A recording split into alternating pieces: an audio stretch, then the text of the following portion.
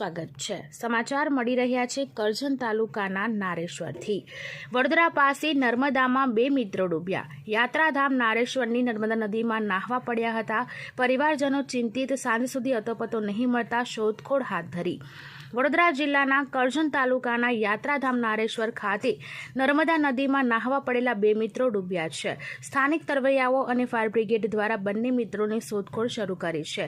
જોકે સાંજ સુધી બંનેનો કોઈ પત્તો મળ્યો નથી। નારેશ્વર ખાતે નર્મદા નદીમાં મોટી સંખ્યામાં લોકો આવતા હોય છે અને અહીં નર્મદા નદીમાં લોકો નાહતા પણ હોય છે। ત્યારે આજે વડોદરા જિલ્લાના કરજણ તાલુકાના રારોલ ગામના બે મિત્રો નારેશ્વર ખાતે નર્મદા નદીમાં નાહવા માટે પડ્યા હતા।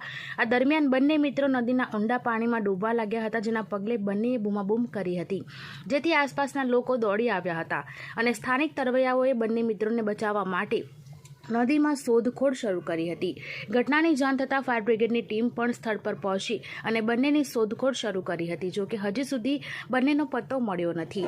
એક જ ગામના બે મિત્રો નર્મદા નદીમાં ડૂબતા બંને પરિવારો ચિંતિત થયા છે। બ્યુરો રિપોર્ટ, ધર્મેશ માછી, કરજણ।